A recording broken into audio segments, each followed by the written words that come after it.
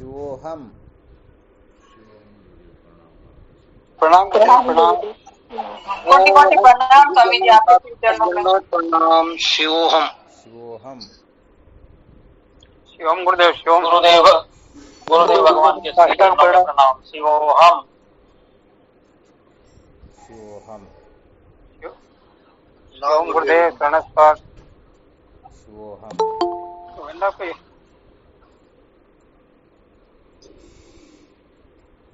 प्रणाम गुरुदेव। शिवोहम दाता। शिवोहम। क्या विषय चल रहा था अपना? संसार को बनाए रखकर कभी भी सत्य का साक्षात्कार नहीं किया जा सकता। संसार को बनाए रखकर कभी भी सत्य का साक्षात्कार नहीं किया जा सकता, यही विषय चल रहा था ना? जी गुरुदेव। कल क्या सुनाया था? बनने के लिए बिगड़ना पड़ता है। ये तो अंत में सुनाया था। पहले क्या विषय सुनाया था? गुरुदेव, जब तक अपने को परिचिन समझेंगे तब तक अनेक प्रपंच प्रतीत होते रहेंगे। वापस बोलो, आवाज सही नहीं आई। कोई एक साधक ही बोलो। जब तक हम अपने को अपरिचिन ब्रह्म नहीं समझेंगे तब तक अनेक प्रपंच प्रतीत होते रहेंगे। बहुत बहुत धन्यवाद है। अर्थात प्रपंच का पान तभी होता है जब हम अपने को परिचिन्न समझते हैं। यही सूत्र बताया था ना? जी महाराज जी। बहुत अच्छी बात है।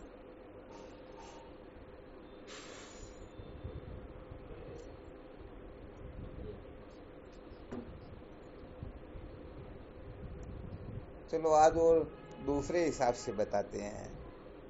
आज थोड़े साधक भी ज्यादा, थोड़ा नीची कक्षा की भी सुना देते हैं, सबके समझ में आ जाएगा। और इस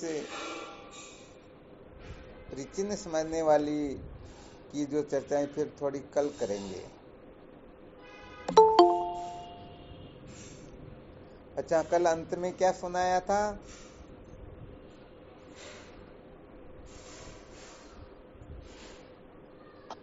खुद को मिटाना पड़ेगा, नहीं तो कुछ प्राप्त नहीं होगा। बहुत अच्छी बात है। यहाँ पर संकेत ये किया गया था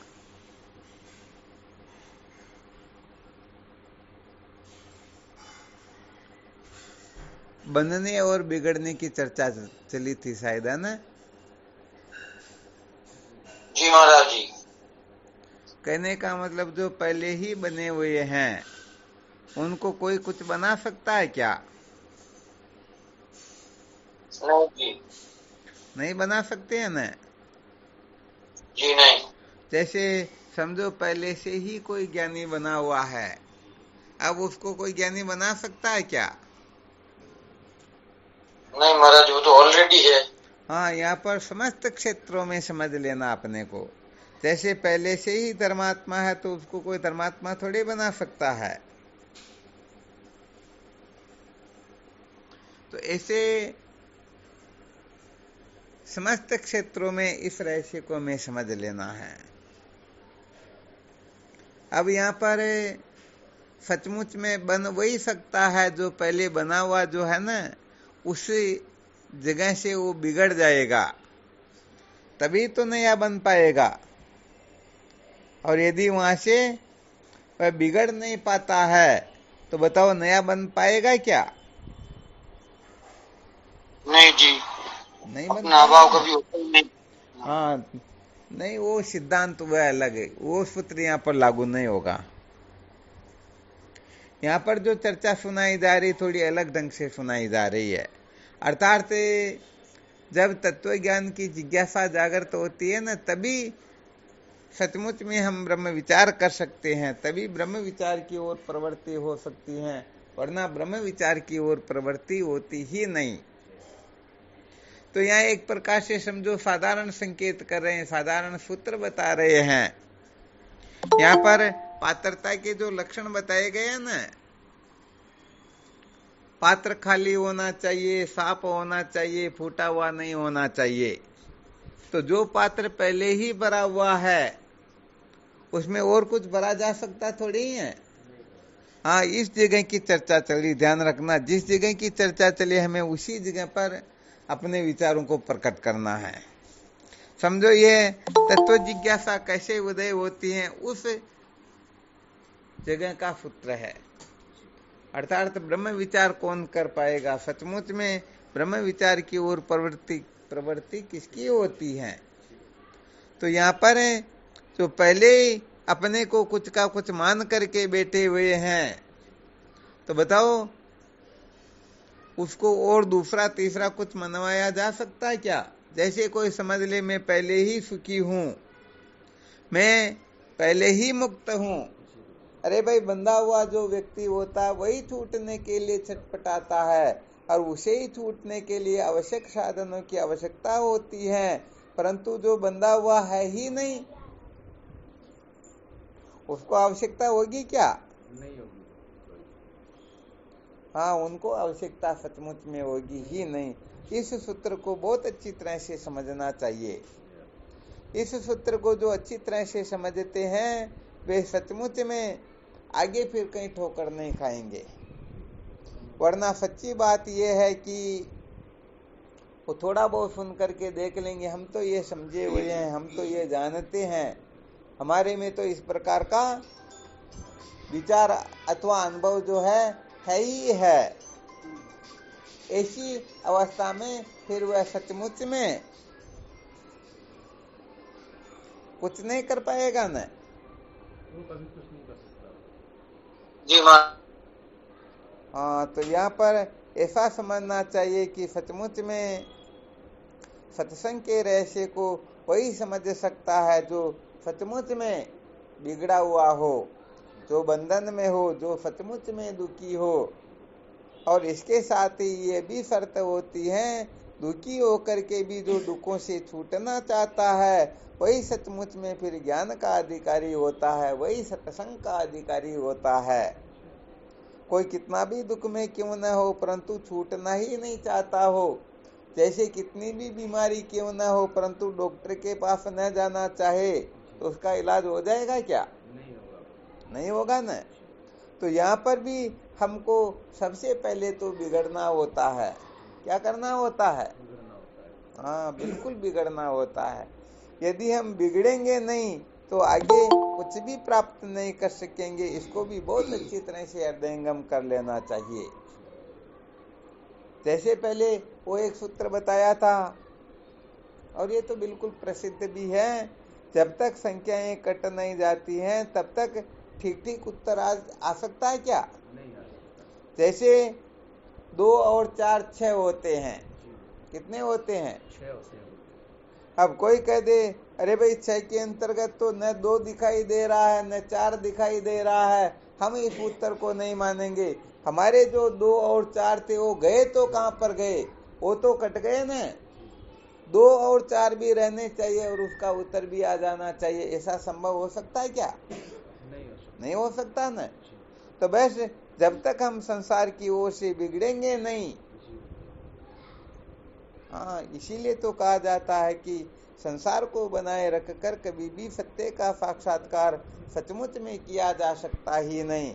ये संसार को बनाए रखना ही तो हुआ, या कोई और विशेष है? संसार को बनाए नहीं महाराज, ये तो बनाए रखना ही हुआ। हाँ, बिल्कुल बनाए रखना ही है।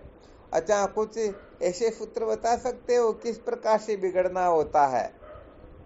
अपनी बुद्धि के अनुसार थोड़ा संकेत करके देखो, थोड़ा पता लग जाएगा कि ये रहस्य ठीक तरह से समझ में आ रहा है या ऐसे ही चल रहा है। एक दो एग्जाम्पल दे करके बताओ।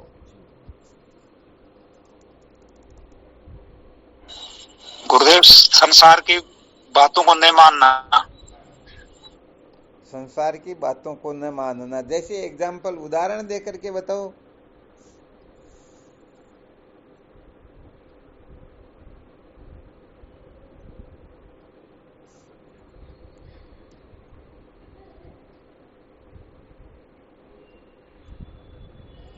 कोई बाकी साधक बोल के देखो।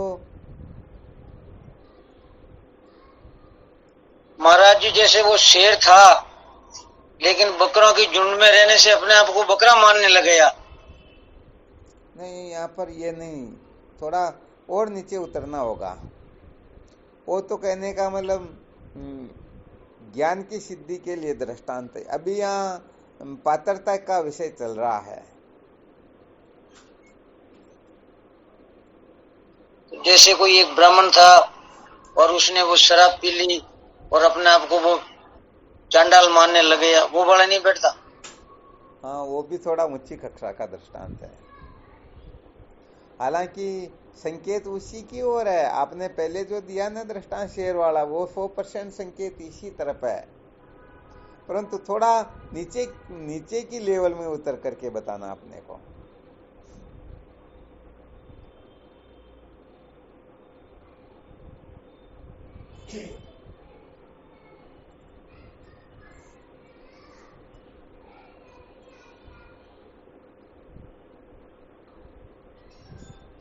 और भी कोई साधक है?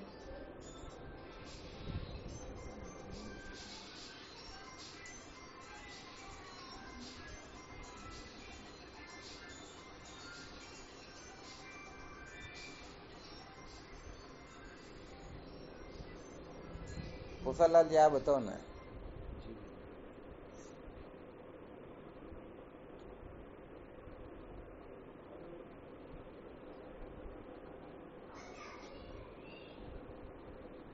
बिगड़ना उसको कहते हैं गुरुदेव, संसार की कक्षा में स्थिर नहीं रहता। धर्म के कक्षा में स्थिर नहीं रहता गुरुदेव। थोड़ा दृष्टांत देकर के ऐसा वैसा कुछ करके समझो। जैसे निषेध कर्मों के अंदर हमेशा उलझा रहना। ठीक है, तो ये बिगड़ना, तो ये तो पतन का कारण हो गया। यहाँ पर ब्रह्म विद्या की प्राप्ति के लिए बिगड़ना, ये तो पतन की ओर जाने के लिए बिगड़ना हो गया। ये बिल्कुल काम नहीं करेगा यहाँ से, क्योंकि यहाँ पर कोई विहित कर्मों का त्याग करके निषिद्ध कर्म करता तो सचमुच में सदा के लिए भटक गया एक तरह से, वो फिर किसी काम का नहीं रहेगा। यहाँ पर ब्रह्म विद्या की प्राप्ति के लिए संत महापुरुषों का संग करने के लिए संसार की ओर से बिगड़ना होता, वो कैसे बिगड़ना होता है, ताकि हम में सत्संग के सत्य के साक्षात्कार के अधिकारी हो जाए। हाँ, हीरालाल जी कुछ सुनाना चाह रहे, बोलो। सर, ये मेरा परिवार, ये भाई, ये पत्नी है, इनको सबको परे करना पड़ेगा। अपने को बिगड़ना न, परिवार को थोड़ी बिगाड़ना। नहीं तो उनसे बिगड़ेंगे तभी तो आध्यात्मिक ब्रह्म की तरफ जाएंगे। वापस सही बोलो एक तरह से, अभी जो बोला ना उसको वापस बोल के देखो एक बार। कहने का मतलब कुल मिला के पारिवारिक जितने भी तो संबंध है उनसे थोड़ा विच्छेद करना पड़ेगा। अपने को करना पड़ेगा या हम दूसरों का करेंगे? नहीं, हमको दूसरों करना, दूसरे हमसे क्या करेंगे, वो तो लगे हुए अपने कार्य में। अच्छा, थोड़ा ब्रह्म की तरफ जाना, दृष्टांत दे करके बताओ इसी बात को।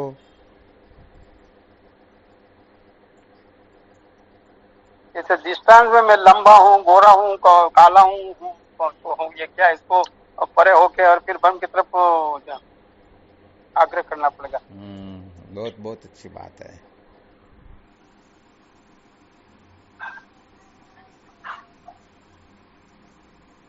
चलो, बहुत धन्यवाद, आपने बहुत अच्छा पुरुषार्थ तो किया। बोलना नहीं आ रहा। हाँ, कोई बात नहीं, फिर भी समझने वाले समझ गए।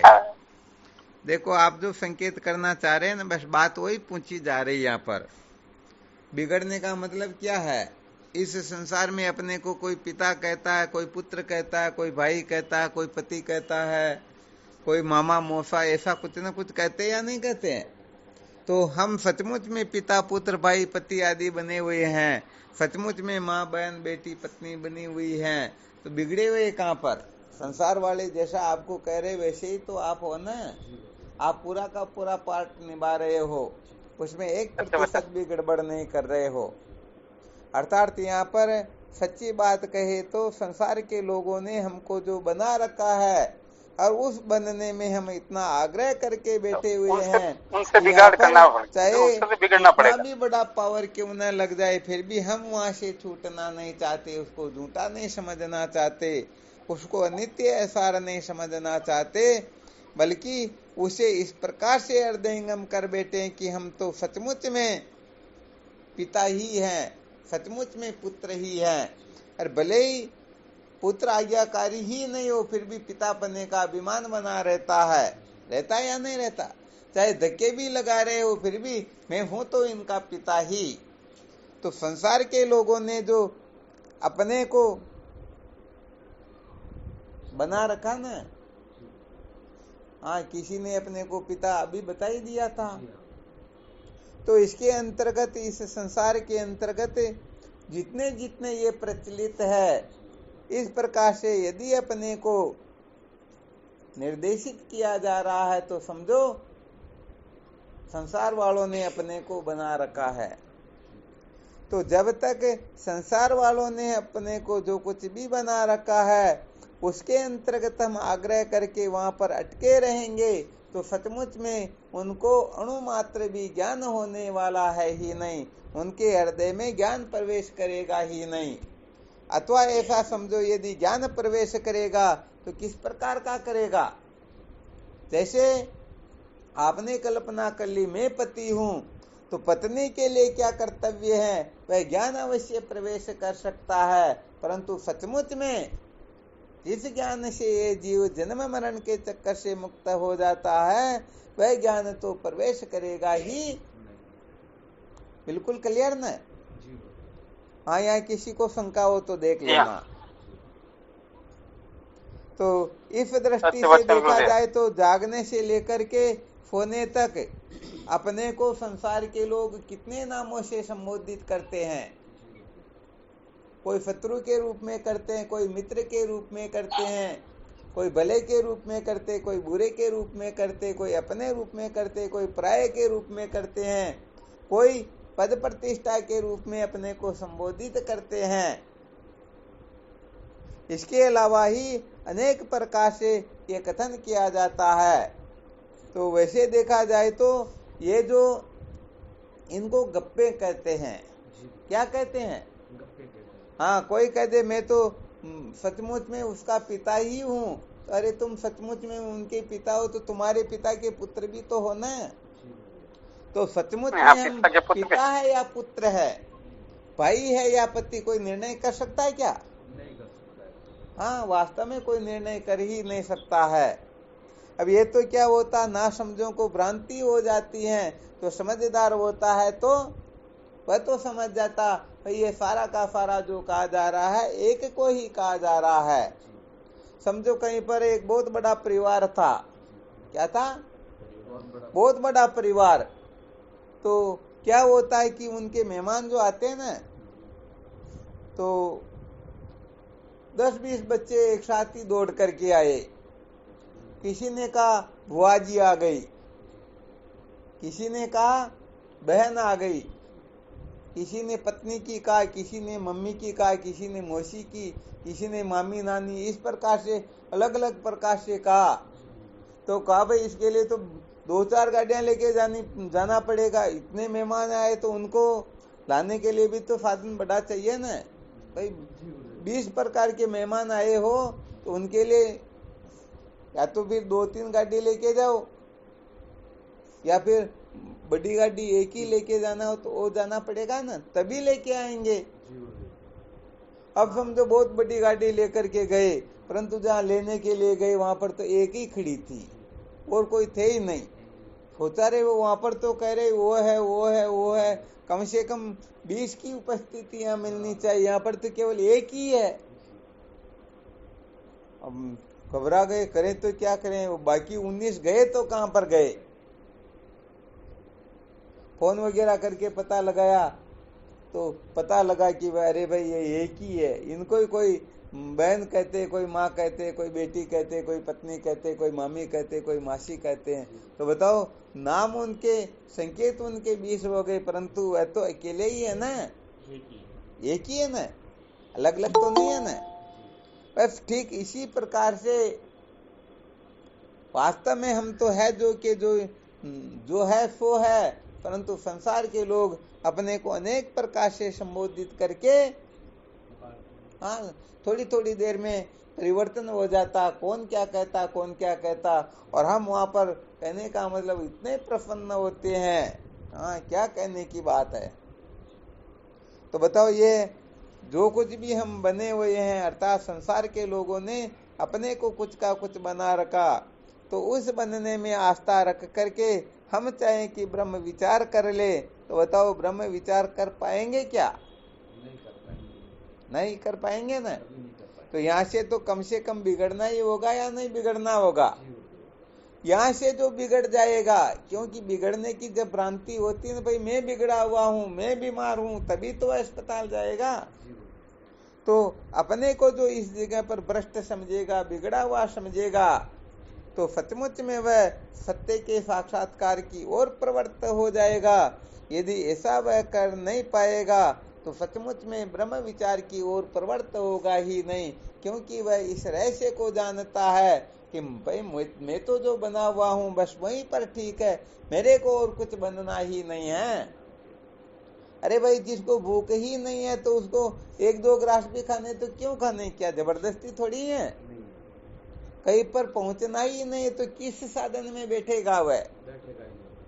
बैठेगा ही नहीं। किसी से मिलना ही नहीं है तो क्यों वह गेट पर जाएगा, क्यों रोड पर जाकर के खड़ा होगा? कोई प्रयोजन ही नहीं है ना। जैसे कौवे के मुख में कितने दांत होते हैं, बताओ हम इसके लिए कुछ कोशिश करते हैं? नहीं करते हैं। अरे भाई, कौवे के मुख में कितने दांत होते हैं, ऐसा जानने से अपना कोई प्रयोजन सिद्ध होता ही नहीं, कोई फायदा ही नहीं होता है। जब फायदा ही नहीं होता है तो बताओ ये जान करके क्या करना है? तो बस ऐसे ही तो इस जगह को ऐसा समझ लेना चाहिए, भूमावे तत् सुखम न अल्पे मस्ति सुखम, केवल और केवल मात्र परमात्मा आनंद स्वरूप है। परमात्मा के सिवाय जो कुछ भी है सब दुख स्वरूप है। इन सबको कहते हैं अल्प। अच्छा बताओ, थोड़े पानी में स्नान करने की कोशिश करेंगे या बहुत अधिक पानी हो उसमें स्नान करने की कोशिश करेंगे? ज्यादा पानी से स्नान। अरे समझो जैसे अपने वो टकने पानी में डूब रहे हो, उसमें स्नान करना पसंद करेंगे या गले तक पानी तालाब भरा हुआ उसमें स्नान करना पसंद करेंगे? अगर आगे भरा हुआ तो आगे जाएगा, आगे जाएंगे ना। बस बात ही यही है। तो भाई यहाँ पर सचमुच में जो इनको अल्प समझता है, हाँ चाहे कैसा भी नाता क्यों ना हो, कैसा भी रिश्ता क्यों ना हो, जब तक इनको अल्प नहीं समझा जाएगा तब तक तो समझो वह जो बना हुआ है बस वहीं पर संतुष्ट है। अब उसको कोई भी कुछ भी उपदेश करना चाहे फिर भी वह उपदेश श्रवण करेगा ही नहीं, क्योंकि जब पात्र पहले ही पूरा का पूरा भरा हुआ है तो अंदर और कोई भी वस्तु जाने वाली बिल्कुल नहीं जाएगी ना। हाँ, ये थोड़ी विशेष बात है। अब अल्प कौन समझेगा? जिसके हृदय में विवेक जागृत होगा वही तो अल्प समझेगा ना।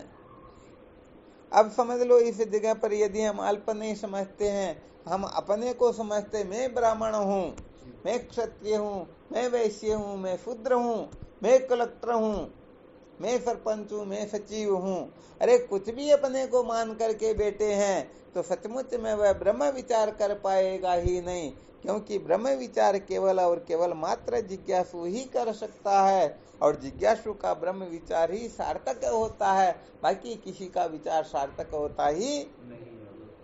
हाँ, इसलिए ये सूत्र थोड़ा विशेष रूप से समझने योग्य होता है। साधक यहाँ पर बड़े बड़े गड़बड़ घोटाले करते हैं सचमुच में, इसलिए 50-50 वर्ष तक लोग सुनते रहते हैं फिर भी समझ में नहीं आता, क्योंकि सचमुच में वह जिज्ञासु हुए ही नहीं, साधक हुए ही नहीं। अरे संसारी होकर के जैसे गंदी झाड़ू से सफाई की जा सकती क्या? अरे झाड़ू पहले ही गंदी हो रही, पहले ही कीचड़ में डूबी हुई है, अब कीचड़ से सनी हुई झाड़ू को लेकर के यहाँ देखो कितना अच्छा ये बना रखा, और यदि यहाँ पर कीचड़ के झाड़ू से साफ किया जाए साफ हो सकता है क्या?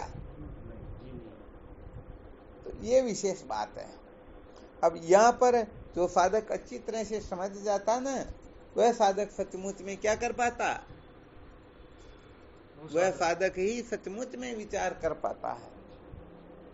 हाँ, वरना सच्ची बात है, जीवन भर ताल तंदूर मजीर बजावत ज्ञान मीना नर फाड़त बाका, ये केवल मात्र एक तरह से चिल्लाना ही हो रहा, ये अरण्य रोदन मात्र है, इसका कोई औचित्य नहीं है, और कोई सुनने वाला होता ही नहीं।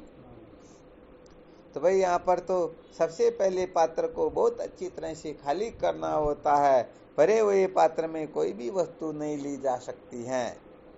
तो देख लेना, जो संसार के लोगों ने जो जो अपने को पद दे रखा, प्रतिष्ठा दे रखी, जो मान्यताएं दे रखी हैं, जब तक हम वहाँ पर तस से मस होंगे नहीं, वहाँ पर ज्यों के त्यों बने रहेंगे, तो सच्ची बात है ये 3 साल तो क्या 3 लाख 3 करोड़ वर्ष तक सुनते रहो, कुछ भी फायदा होने वाला नहीं है। अब अपने को व्यक्तिगत रूप से देखना है, स्वयं को देखना है कि हम यहाँ पर कितना बिगड़ सकते हैं। परंतु ये साधारण बात नहीं, यहाँ तो बहुत बड़ा पावर चाहिए। हाँ, अपने तो क्या नाम के आगे जी भी नहीं लगाए ना, तो बड़ा गड़बड़ घोटाला हो जाता। कितना पागल होके बैठे रहते हैं हम। कुल मिलाकर के हम अपना महत्व नहीं समझते, कपड़ों के पीछे पागल हुए रहते हैं। कपड़ों को पहन करके हम समझते हैं हम तो बहुत बड़े, अरे बड़े कहाँ, बड़ा तो कपड़ा हो रखा ना। कोई धन के कारण अपने को बड़ा समझता तो वो तो छोटा ही है ना, वहां पर बड़प्पन तो धन का हो रहा ना, उसका थोड़ी ही है क्या। परंतु वह ना समझता कि नहीं मैं सबसे बड़ा हूँ, मैं सबसे अधिक धनवान हूँ।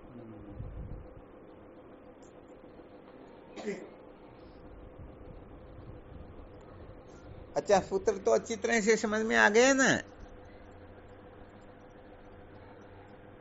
आवाज आ रही है? जी हाँ, आया। बहुत अच्छी बात है। संसार को दिमाग से निकालना पड़ेगा, तब जाके ब्रह्म की स्थापना होगी।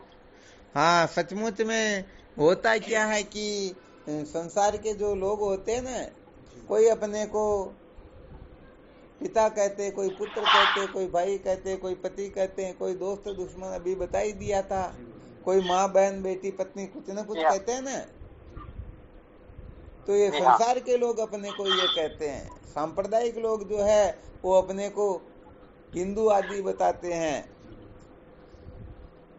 धर्मात्मा लोग जो है अपने को स्वर्ग नरक में आने जाने वाले बताते हैं। ये संसार की जो विद्याएं अपने को प्रचिन्न बताती हैं, कोई विद्या अपने को दास बताती, कोई भक्त बताती, कोई सखा बताती हैं, कोई अपने को जीव बताते हैं, कोई अंश बताते हैं, कोई क्या बताते हैं।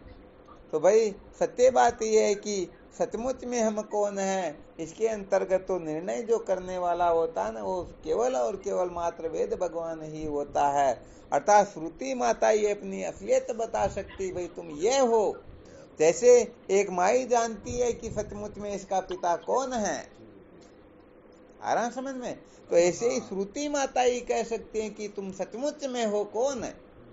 हम तो अपने आप को कल्पना करके पता नहीं क्या क्या समझ बैठे हैं, क्या क्या मान करके बैठे हुए हैं, परंतु सचमुच में जब श्रुति माता ये संकेत करती है तुम ये हो, तो असल में हम वही होते हैं। ये बाकी संसार के लोग तो थोड़ी देर के लिए, कहते हैं ना, गर्द गधे को भी बाप बना देती हैं। तो जब तक स्वार्थ होता है तब तक लोग एक दूसरे को कुछ का कुछ बना देते हैं, और स्वार्थ पूरा हो जाए तो सचमुच में पति पत्नी बिल्कुल 100% सत्य हो, तो तलाकनामा होने के बाद में कोई पति पत्नी रहता है क्या? एक दूसरे की शक्ल भी नहीं देखना चाहते हैं। तो इस संसार में जितने भी नाते रिश्ते होते हैं ये सब स्वार्थ से होते हैं। जब तक स्वार्थ होता है, यहाँ पर एक का स्वार्थ नहीं, दोनों तरफ का स्वार्थ बड़ा खतरनाक होता है। उनको उनकी बहुत ज्यादा आवश्यकता होती है, उनको उनकी बहुत ज्यादा आवश्यकता होती है। इसलिए चाहे कितने भी धक्के लगे, कितने भी तिरस्कार क्यों ना हो, कितना भी अपमान क्यों ना हो, कितना भी कुछ क्यों ना हो, फिर भी करने का मतलब छूटने का नाम ही नहीं लेते, वहां से छोड़ना ही नहीं चाहते। बड़े से बड़ा कष्ट दुख संकट भी कहने का मतलब उनको वहां से ऊपर नहीं उठा सकता, हटा नहीं सकता, क्योंकि भीतर ऐसी वासना बैठी रहती कि फिर हमारा होगा क्या। जबकि ये पता ही नहीं था कि पहले के जन्म में क्या होगा, आगे के जन्म में क्या होगा, या पहले के जन्म में क्या हुआ, ये समझते ही नहीं। इसलिए वर्तमान में ऐसे बंधे जाते हैं कि वहां से छूटने का नाम ही नहीं लेते हैं। होता नहीं ये गड़बड़ घोटाला। हाँ, तो ये इतना खतरनाक होता है कि चाहे कहते हैं ना वही खड़े पैरों से तो आए परंतु अब तो ऐसा ही कहते हैं ना। कभी झगड़ा हो जाए तो ससुराल वालों को क्या कह देते हैं कि अब तो बूढ़े हो गए, अब तो क्या कहेंगे। और फिर ये तो कितने समझदार, लड़े झगड़ा तो इनके जीवन में शायद वो ही नहीं होगा, फिर भी कह तो देते ना ऐसा छोटा मोटा कुछ हो तो बंदी खड़े पैरों से आई परंतु जाएगी तो हाँ ऐसे जाने वाली नहीं है। सीधी हूँ लेकिन जाऊँ आडी, क्या बात है, यही कहती है ना। हाँ बिल्कुल, वो थोड़ा बहुत यही निकलती, थोड़ा बहुत झगड़ा हो जाए तो तुरंत यही कह देते हैं। बिल्कुल बिल्कुल सर, कहने का मतलब इतना अध्यास होता है, इतनी आसक्ति होती, इतनी अहमता ममता होती, इतनी सत्य तो बुद्धि होती, भले ही कोई पावरफुल हो घर से निकाल भी दे तो कह दे कि घर के सामने भले रोड पर खड़े रह करके या रोड पर तंबू लगा करके या रोड सामने जो कमरा हुआ किराए रह करके ले लेंगे, परंतु तुमको छोड़ने वाले तो हम है ही नहीं, तुम्हारी हिम्मत नहीं कि हमको छोड़ दो, हमको यहाँ से निकाल दो। कितना पावर होता है लोगों में, हैं? तो बताओ ये संसार के नाते रिश्ते संबंध थोड़े बहुत भी युद्ध होते हैं क्या? नहीं होते हैं। हाँ, कुल मिलाकर के भले हर जगह से बिगड़ जाएंगे परंतु यहाँ से बिगड़ने का तो सपना भी नहीं देखेंगे। और यहाँ से नहीं बिगड़ेंगे तब तक तो ज्ञान LKG का भी ज्ञान होने वाला नहीं, यह भी बिल्कुल पक्का है। क्योंकि ब्रह्म विद्या का अधिकारी न ब्राह्मण होता है, न शूद्र होता है, न पुरुष होता है, न स्त्री होती है, न बालक होता है, न जवान होता है, न बूढ़ा होता है। हाँ, ब्रह्म विद्या का अधिकारी तो केवल और केवल मात्र जिज्ञासु होता है, बाकी के तो हाथ में होता ही नहीं कुछ भी। इसलिए ज्ञान सचमुच में प्राप्त करना हो तो इसके लिए तो भाई अपने को बिगड़ना सीखना होगा। सचमुच में हम यहाँ से बिगड़े, थोड़ा बहुत बिगड़े और फिर उस जगह पर अपने को कितना कष्ट दुख संकट हो रहा हो, उसे पता लग जाएगा कि हम कितने अंशों में साधक है, कितने अंशों में सत्संगी है, कितने अंशों में क्या है। ये तो पता बाद में चलता, पहले थोड़े चलता, पहले चलता ही नहीं। तो ये कभी कभी जो सूत्र सुनाते हैं बड़े विलक्षण हो जाते हैं, तो ये भी साधकों के लिए बड़े विलक्षण सूत्र है। तो कम से कम इस जगह पर आसक्ति अहमता ममता तो निकल ही जानी चाहिए, थोड़ी सत्यत्व बुद्धि तो हो ही जानी चाहिए कि सचमुच में ये ठीक नहीं है, ठीक है तो ये है। तो भाई ब्रह्म विद्या का अधिकारी, सत्संग का अधिकारी तो केवल मात्र साधक होता है, जो अपने को साधक समझता है, मानव समझता है, भक्त समझता है, उपासक समझता है, जिज्ञासु समझता है, वही सचमुच में शास्त्रों का, सत्संग का, संतों का, सत्संग का अधिकारी होता है, बाकी नहीं होते हैं। ये बिल्कुल पक्की बात है। क्योंकि जो अपने को जैसा समझता है तदनुकूल वैसा ही व्यवहार करता है। भूखे व्यक्ति की कल्पना जो होती है ना, वो रोटी के लिए ही होती, और किसी के लिए होगी ही नहीं, क्योंकि वो अपने को भूखा समझ रहा। इसलिए मैं जिज्ञासु हूँ, इसके सिवाय कुछ भी समझ रहे हो तो सचमुच में ब्रह्म विद्या जागृत सपने में भी होने वाली है ही नहीं। इस बात को बहुत बहुत बहुत अच्छी तरह से स्वर्ण अक्षरों में लिख लेना चाहिए। तो इसमें किसी को कोई शंका हो तो देख लेना भाई, है ना।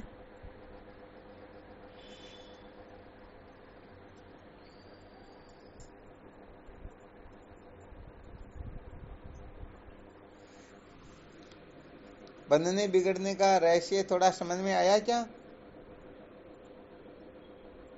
वैसे देखा जाए तो हाँ बोलो। गुरुदेव आया, समझ आया। क्या होता है कि जो एक बार संतों की ठगाई में आ जाता ना, फिर संसार में उनको कोई ठगने वाला होता ही नहीं।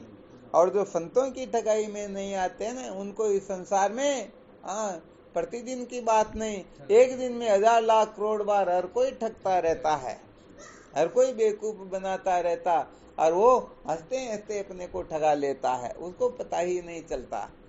अरे कितना अमूल्य समय जिसके लिए कहा गया है, संपत्ति तीनों लोक की श्वासा सम नहीं होई, सो श्वासरी नाम बिना तुलसी वृथा न कोई। किसी ने अपने को, अरे ये तो समझो राष्ट्रपति जी है, महामहिम आए हुए, ऐसा कह दिया तो फूल करके पागल हो गए। परंतु 2-5 सेकंड का जो समय निकला है ऐसी प्रशंसा सुनने में, इतने समय में तो कुछ न कुछ साधन भजन करते, विचार करते, तो वो तो समय तो व्यर्थ चला गया ना। यहाँ तो कहा जा रहा है कि 3 लोक की संपत्ति भी एक श्वास की बरोबर नहीं होती है, इतना ये श्वास मूल्यवान होता है। हम इस श्वासों को फालतू संसार के कीचड़ में, कचरे में ऐसे ही बर्बाद कर रहे हैं। तो संत शास्त्रों का तो ऐसा कथन है कि क्षण मात्र भी आत्मचिंतन के बिना समय व्यर्थ बर्बाद हो जाता है। तो पुत्र शोक से बढ़कर के पश्चाताप करना चाहिए। परंतु अभी पहुंच लिया जाए तो शायद कोई इस जगह खड़े होंगे, क्यों यहाँ क्षण भर तो क्या पूरा जीवन ही ऐसे ही निकल गया, समय ऐसे ही निकल रहा कि बातें चीतें करने में, मनोरंजन करने में, लड़ाई झगड़ा करने में, पता नहीं अपनी वासनाओं की पूर्ति में, इसी में तो बीत रहा ना। इसलिए साधकों को बहुत बहुत अच्छी तरह से सजग होना है और इस रहस्य को बहुत अच्छी तरह से समझना है कि सचमुच में हम क्या क्या बने हुए हैं। हाँ, भले ही उनकी लिस्ट बनाना हो तो देख लो, लिस्ट बना करके फिर थोड़ा थोड़ा बिगड़ना शुरू कर दो। तो संसार के लोग कह दे रहे ये भाई बिगड़ गए, जब तक संसार के लोग बने रहने के लिए कहते हैं तब तक सत्संग के अधिकारी नहीं है। संसार के कह दे अरे भाई ये बिगड़ गया, अरे जब बीड़ी सिगरेट पीने वाला मिले और कहे भाई 1-2 फूंक आपको भी खींचनी और आप मना कर दो, तो मन में, हालांकि बाहर नहीं कहेगा परंतु मन में समझेगा ये बेवकूफ कुछ नहीं समझता है। ऐसे ही सारे के सारे दुर्व्यसनी यही तो समझेंगे ना। उनके जैसे यदि कोई शराब पीने लग जाए तो हाँ भाई ये तो बहुत अच्छा है, समझदार है, ये तो हमारे जैसा ही है, उसकी तो जय जयकार होगी। और कोई मना कर दे तो बड़ा गड़बड़ घोटाला हो जाता है, ये बेवकूफ है, समझता ही नहीं। कोई फिर अलग अलग बातें करेंगे, पैसों से डरता है, खर्चे से डरता है, अरे तू क्या इन सबको एकत्रित करके क्या ऐसा करेगा, वो फिर ज्ञान देने लग जाते हैं। बहुत ज्यादातर यही होता है ना। तो यही बनना बिगड़ना होता है, क्योंकि जब हम बिगड़ जाते हैं ना तब उस प्रकार के आचरण भी नहीं कर पाते हैं। जैसे अभी ये घड़ी जो टिक टिक बोल रही, घंटे की आवाज भी लगा रही है, तो ये बिल्कुल ठीक है, तब तक अपना काम करेगी, और इसमें कुछ गड़बड़ हो जाए तो फिर ये टाइम बता सकेगी क्या, कुछ भी कर पाएगी क्या। तो ऐसे ही संसार के लोगों ने अपने को जो पद दे रखा है, उस पद का जब तक आप ठीक ठीक निर्वहन करोगे तब तक आप खरे उतरे रहोगे संसार वालों की दृष्टि में। और यहाँ पर गड़बड़ घोटाला करने लग जाओगे तो संसार के लोग देखेंगे अरे भाई फलाना तो बिगड़ने लग गया। ठीक है ना। तो ये जितने भी नाते रिश्ते हैं या जितनी भी कल्पनाएं हैं जागृत अवस्था में होती है ना, वो सारी की सारी कल्पनाएं जिसमें हम ऐसे उलझे हुए हैं कि आत्मविचार का समय मिलता ही नहीं, अपने को भले बुरे की पहचान होती ही नहीं। हम तो हाँ सारा का सारा वो खाटो और कीचड़े एक साथ ही खा रहे हैं, रबड़ घोटालो इस करिया। तो भाई देख लेना, ये जो सुनाया उसके अनुसार मंथन करना, और यदि बिगड़ने में समर्थ हो जाओ तो सचमुच में फिर संत महापुरुष आपको कैसा बनना चाहिए वैसा बना करके दिखा देंगे। और वह जो बनोगे उसके लिए फिर कभी बिगड़ना होगा ही नहीं, जो बन गए फिर सदा सदा के लिए रह जाओगे। वरना यहाँ पर तो आप कुछ भी बन करके देख लो, निश्चित रूप से बिगड़ना होगा।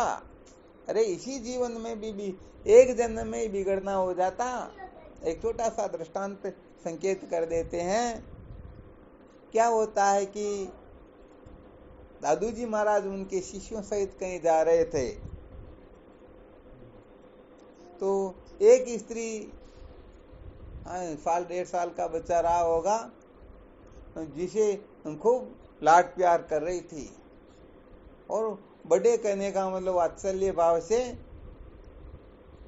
उनके साथ व्यवहार कर रही है। एक प्रकार से उनके साथ में माँ और पुत्र का जो संबंध होता है ना, उस प्रकार से समझो उसे साक्षात भगवान समझ करके अपने हृदय से लगा करके खूब प्रसन्न हो रही थी। तो दादू जी महाराज वहां से जा रहे थे तो एकाएक वो हंसने लग गए। तो शिष्यों ने कहा, गुरुदेव हंसने का क्या कारण है? तो गुरुदेव ने कहा, ये जो तुम्हारे को दिखाई दे रहा ना, ये जो बच्चा इसके गोद में ना अभी, ये इसी जीवन में, इसी जन्म के अंतर्गत इसका पति था। ये पहले कहीं इसकी शादी और हुई थी, जिसके साथ में शादी हुई उसके साथ में 10-12 वर्ष तक रही थी, परंतु देव योग से समझो उनका एक्सीडेंट हो गया, वो मर गया। और मरने के बाद में ये महीने 2 महीने, हाँ महीने से तो ज्यादा क्या टिक पाते हैं, महीने 20 दिन के लिए रुके होंगे और फिर कहीं अन्यत्र संबंध जोड़ लिया और फिर ये जो संतान हुई ये इसी का पति है। अब विचार करके देखो, संसार के नाते रिश्ते तो कभी क्या हो जाते या नहीं हो जाते, परंतु हम बैठे रहते नहीं हमारे तो ये वही है और दूसरे कुछ हो ही नहीं सकते। जबकि ये तो शास्त्रों में संतों में सब जगह प्रसिद्ध ही होता है कि ऐसी कोई स्त्री नहीं है जो कभी अपनी माँ न बनी हो, बहन न बनी हो, बेटी न बनी हो, पत्नी न बनी हो।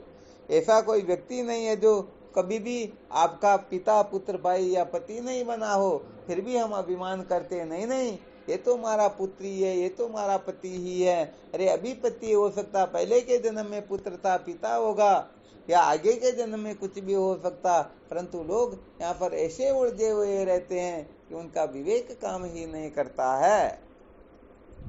तो भाई यहाँ पर कुल मिलाकर के यही रहस्य बताना चाहते थे कि संत महापुरुष अपने को जो जैसा बनाएंगे या अपने को जैसा बताएंगे उसमें जो निष्ठा कर लेंगे वो सदा सदा के लिए कृतार्थ हो जाएंगे। और संत महापुरुषों का ज्ञान हृदय में तब ही प्रवेश कर पाएगा, तब ही टिक पाएगा जब हम संसार के लोगों ने जो अपने को सर्टिफिकेट दे रखा, अपने को जो कुछ भी बना रखा, वहां से जिस दिन हम बिगड़ जाएंगे तभी अपने को सचमुच में क्या बनना इसका पता लगेगा। होए बुद्धि जब परम सयानी हित अनहित चित्तवे तब प्राणी। जब बुद्धि में विवेक, ये विवेक जागृत होता ना, या अपनी बुद्धि में जब सतोगुण की वृद्धि होती है तभी हित अनहित अर्थात सत्य असत का विवेक जागृत होता है। तो भाई देख लेना सचमुच में अपनी कितनी तड़पन है, कितनी जिज्ञासा है, कितनी अंशों में क्या है, इस सूत्रों से पता लग जाएगा कि वास्तव में हम कितना बिगड़ सकते हैं। कोशिश करोगे ना? कौन कौन कोशिश करेंगे? हाथ ऊपर करके देखो, देखें। जी गुरुदेव। जी गुरुदेव। अरे वाह, क्या बात है।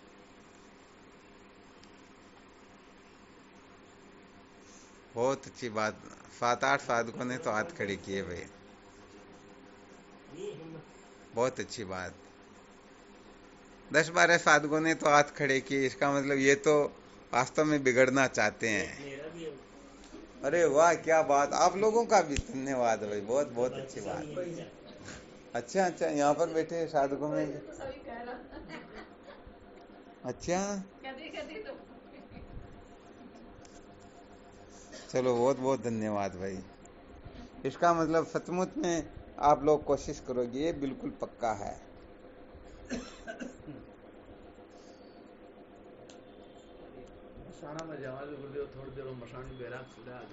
हाँ देख लो भाई, हमारे यहाँ पर भी इतने बैठे हुए, ये भी हाथ खड़े कर रहे हैं। हाँ ये देख लो, ये सब हाथ खड़े कर रहे हैं। ये भी संसार के लोगों ने उनको भी धन्यवाद रखा ना, ये भी कोशिश करेंगे बिगड़ने की। और जितने अंशों में बिगड़ोगे उतने अंशों में ज्ञानी हो जाओगे। जैसे ये शरीर में हूँ, ये शरीर मेरा, ये बने हुए तो हम मैं पापी हूं, पुण्यात्मा हूं, संसार के लोगों ने ही तो बना रखा। तो यहां से बिगड़ेंगे तभी तो ब्रह्म विद्या हृदय में प्रवेश कर पाएगी। चलो ठीक, फिर कितना आप सफल होते हो इसके बारे में फिर देखते हैं।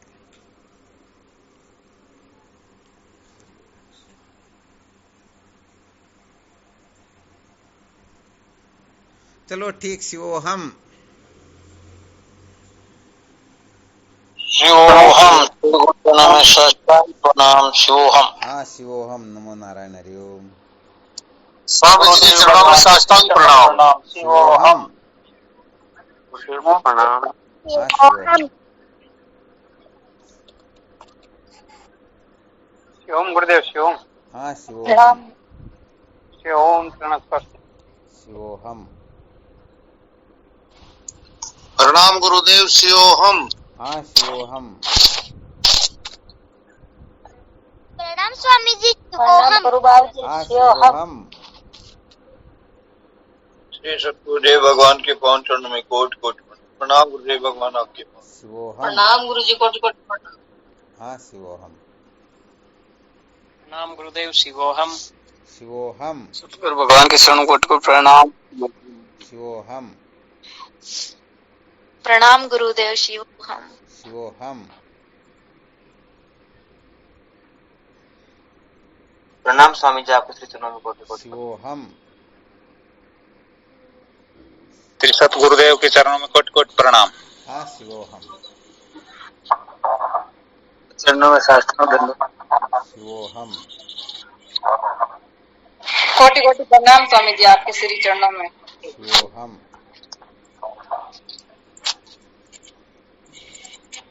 प्रणाम गुरुदेव। शिवोहम। हाँ शिवोहम।